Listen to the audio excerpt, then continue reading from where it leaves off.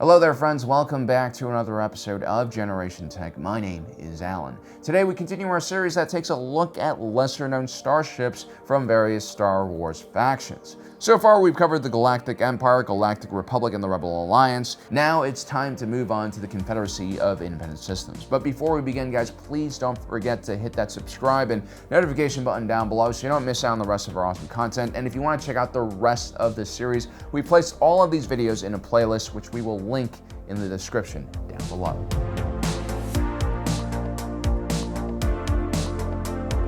The Confederacy of Independent Systems was a loose coalition of outer rim planets and interests. While some propaganda painted the CIS as a bunch of wholesome moisture farmers, spice miners, and homesteaders fighting for planetary rights, the real backers of the CIS were the various corpo nations that took over the outer rim during the Free Trade Zone era. They essentially established miniature fiefdoms and kingdoms which heavily exploited the natural resources and labor forces of these regions. These corporations would get rich very quickly by providing cheap goods to the core world's hungry consumers. And while some of these corpo states were actually involved in the galaxy's military-industrial complex, the Separatist Navy was still mostly made up of converted industrial ships and freighters because, hey, it's cheaper. The Lucre Hulk battleship, for instance, was actually just a massive container ship used by the Trade Federation to bring goods from the outer rim to the core.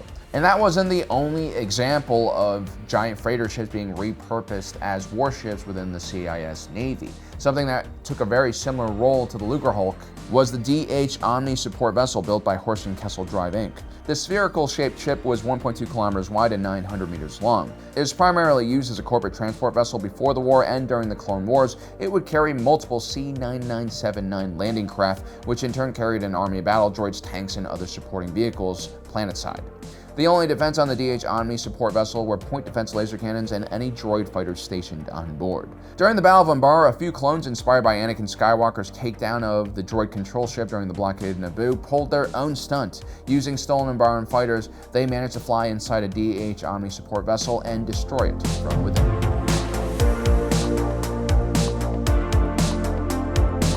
The TRIDENT-CLASS assault ship is one of the more terrifying Separatist Navy designs. At 88 meters long, this ship was shaped like a squid and was manufactured by Colicoid Creation Ness. They were designers of other terrifying things like the Rarest-class boarding ship, the Buzz droids, and the feared Droideka.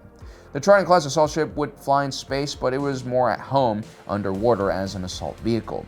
This ship had large tentacles which had magnetic grapples on it, which allowed it to latch onto surfaces and rip apart enemy structures. The Trident also had 8 laser cannons and a drill which could be used to get through fortifications or the hull of a ship. On board the Trident-class assault ship was usually a squad of Aqua series battle droids trained specifically for underwater boarding operations.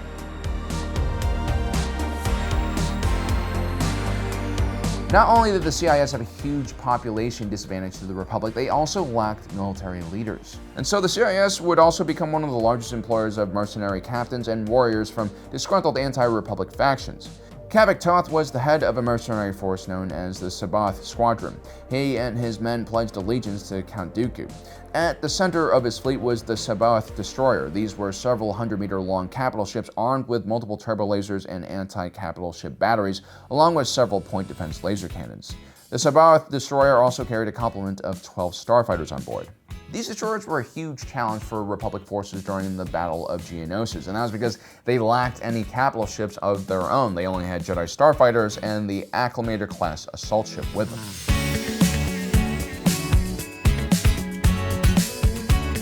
The world of Mon Cala wasn't just home to one shipbuilding species. The deep-sea Corans were also well known for their warship designs.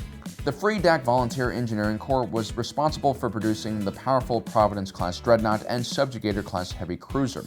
Both of these ships created many problems for the Republic, and unlike the Confederacy's other capital ships, these ships were purpose-built for warfare. Free DAC Volunteer Engineering also made the RECUSANT-CLASS light destroyer. This 1.2-kilometer-long destroyer was originally commissioned for the Commerce Guild. It was heavily armed and designed to take on enemy capital ships in close-range gunfights. Because the Separatist Navy mostly utilized automated crews with very few organic individuals on board, this meant that most of their ships appeared more skeletal in nature because less living space and walkways were needed on board. And so ships like the RECUSANT-CLASS destroyer had very few vital spots which could be easily protected during battle. As a matter of fact, some RECUSANT-CLASS light destroyers were even commanded by a droid brain, and no organics could be found on board. Now, these type of ships were known to be quite stubborn in combat and occasionally disobeyed orders in order to pursue the destruction of old targets.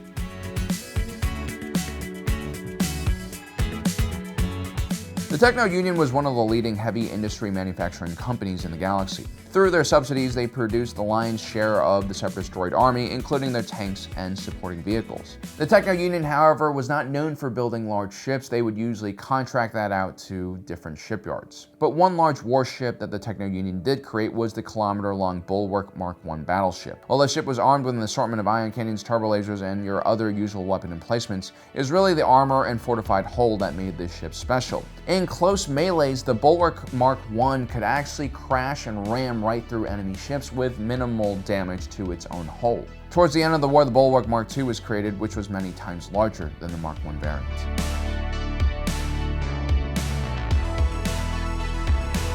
The HARDCELL-CLASS interstellar transport might look like an old-fashioned lunar lander on steroids, but it was actually considered quite a luxurious ship amongst Techno-Union and Intergalactic Banking Clan execs. Those who owned this 220-meter-long ship considered it a status symbol. The transport was lightly equipped with a few laser cannons. It also had exposed fuel tanks lining the outside of the ship, which made a very obvious target for enemy fighters. The HARDCELL was definitely not designed for combat, and generally when it encountered combat, it would just try to run away. Out of the 286 HARDCELL-class transports located on Geonosis during the first battle of the Clone Wars, only 169 managed to escape the Republic's onslaught. Sometimes the HARDCELL transports were used also as a platform to store and launch the IG-227 Hailfire-class droid tank. It could hold up to 100 of these vehicles in its hangar.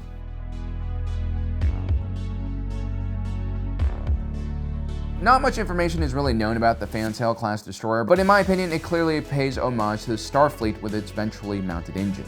These ships were apparently used by the Corporate Alliance during the Clone Wars. They were also used by Admiral Trench during the Battle of Malstar Narrows prior to the Clone Wars. Admiral Wolf Yularen was in command of Republic forces on the other side of the battle. This is where he first gained respect for the harsh military commander.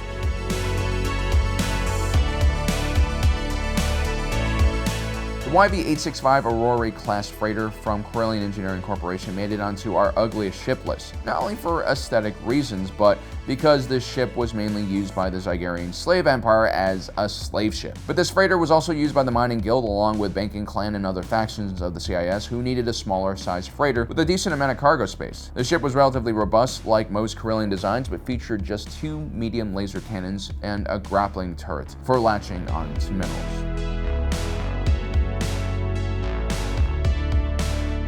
The CAPTOR-class heavy munitions cruiser was designed by Quad Drive Yards for the Trade Federation. They mainly used this ship to basically store and transport very valuable things. During the Stark Hyperspace War, these heavily armored and armed cruisers were used to transport valuable life-saving Bacta to the core regions. These ships had a large hangar space located in the center of the ship, which was either equipped with a wing of A6 interceptors or Vulture fighters.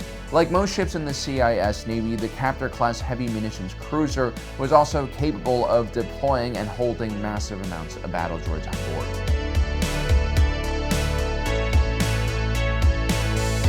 Lastly, we have the Diamond-class cruiser, which was used by the Commerce Guild. They're kind of hard to see because when they're grounded, they land vertically and their half-disc shape sort of looks like a building more than anything. But they were in the background of a few shots during this battle.